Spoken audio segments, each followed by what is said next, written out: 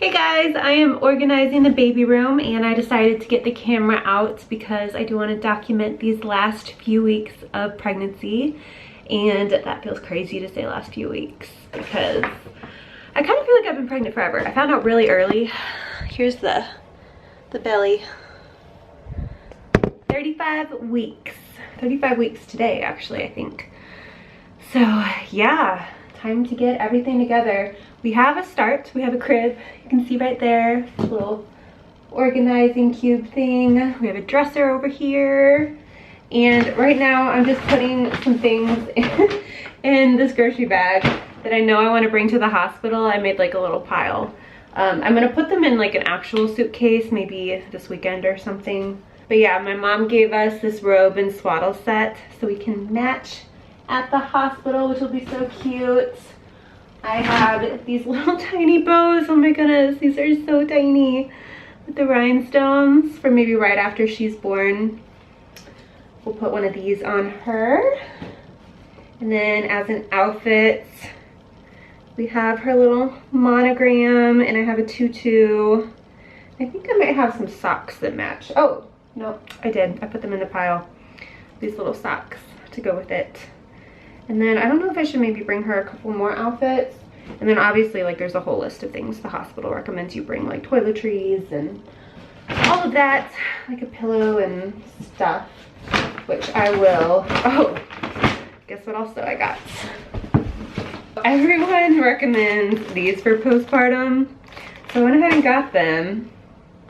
I don't know how comfy they'll be, but they say they're a lot better than the hospital panties that they make you wear. And then I got a postpartum belt, which a lot of people swear by. I asked my doctor about it and she said it's fine if I want to try it.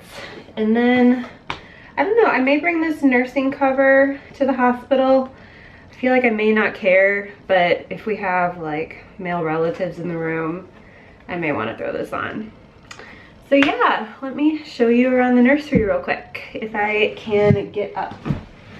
This is a lot more difficult than it used to be. Ugh.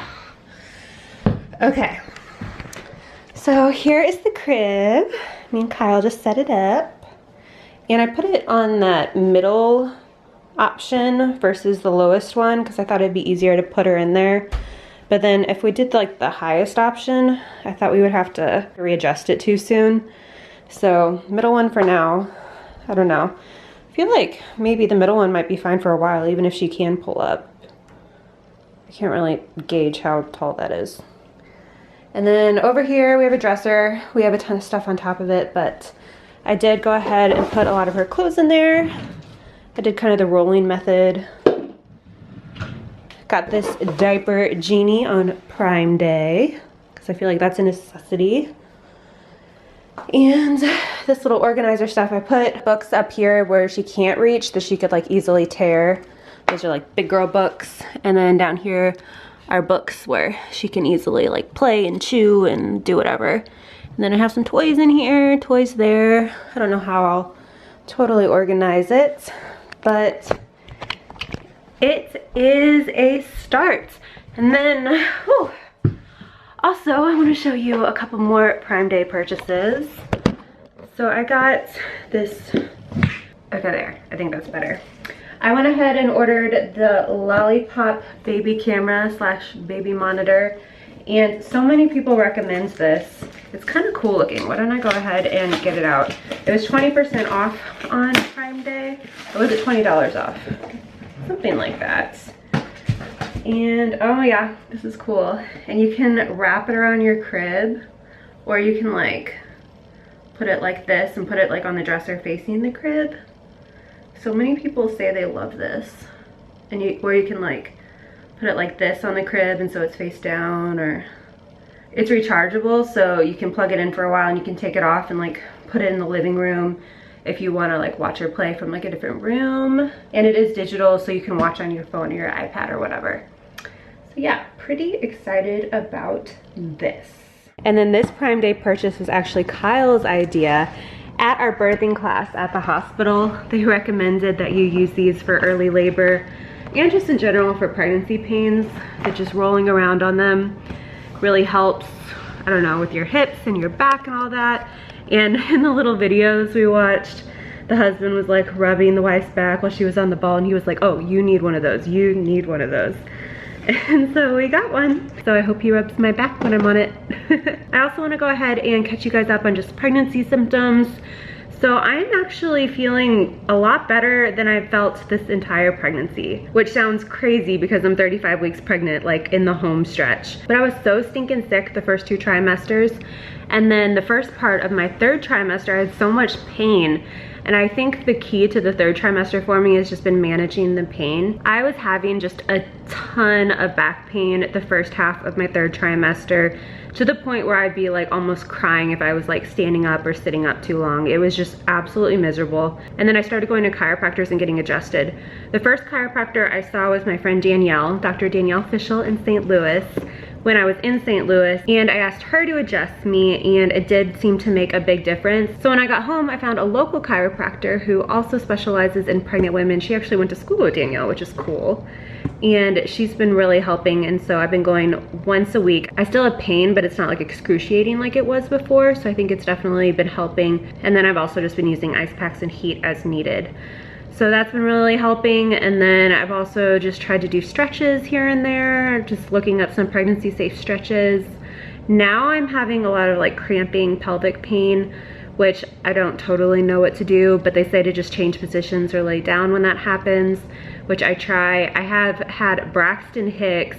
So at first the Braxton Hicks were not that bad. I would just notice them, and then they started getting more painful. And I only have like 1 or 2 a day, and they're not near each other. They don't keep happening, so it's not labor, it's just Braxton Hicks. And I wonder if I have a low pain tolerance, or these Braxton Hicks on me are just really painful.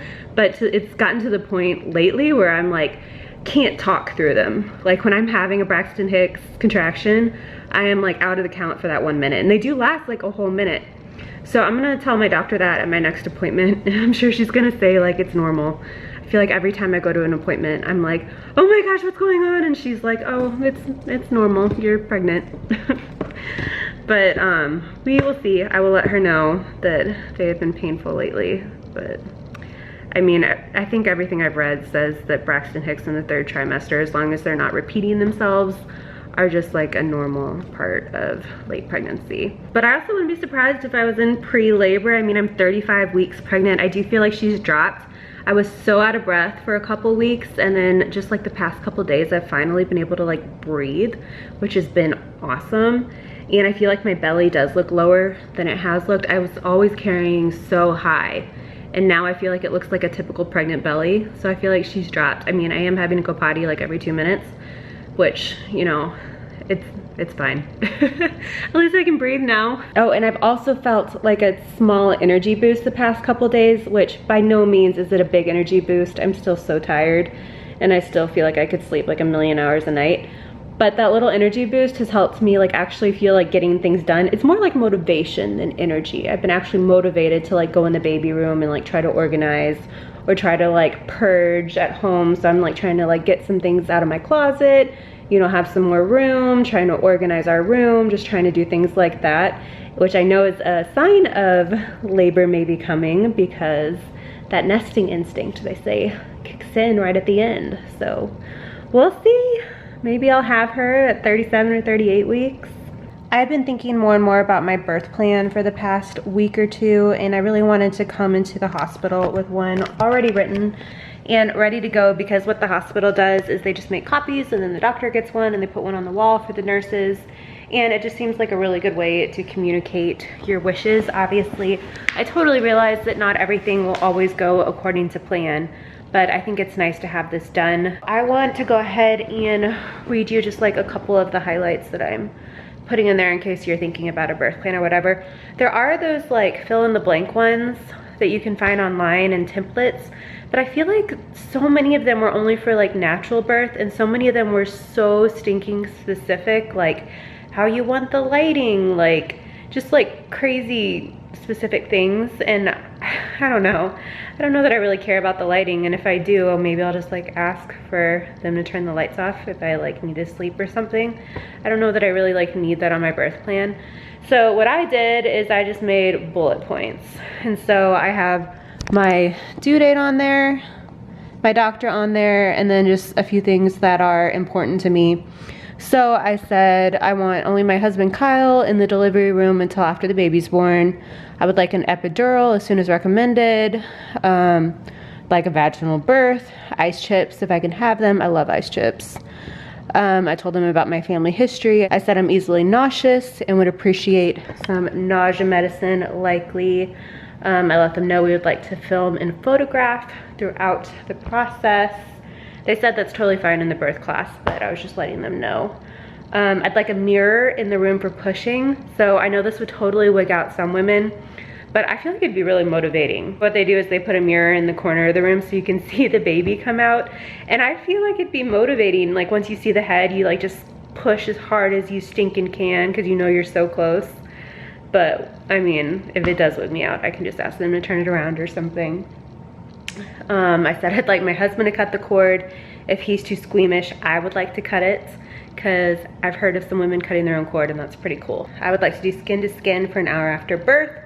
I would like to exclusively breastfeed and no pacifier or any type of formula to be given to the baby without asking us first. I let them know I would like visitors to come in after skin to skin. So on the postpartum floor, they only let 3 family members in at a time, and that includes Kyle. So our first 2 will obviously be our moms. And once they've both had a good turn, we can like switch out people. Or we might already be on the postpartum floor by then, and then there's no rules about how many people you can have in there. And then I asked for a postpartum room with 2 beds because at our hospital, some postpartum rooms have 2 beds, which would be very nice. So Kyle could spend the night with us versus like a bed for the mom and then just a couch. So yeah, that's the birth plan. All right, I think I'm gonna go ahead and end my vlog here. I just kind of wanted to catch you guys up on where I'm at, 35 weeks pregnant. It has been quite a journey, but I think you guys can tell I'm already starting to get really excited. I can't wait for her to be here. And just getting ready for her is really fun. Thank you guys so much for watching, and please remember to subscribe. And also don't forget to follow me on social media so that you can be the first to know when the baby is born.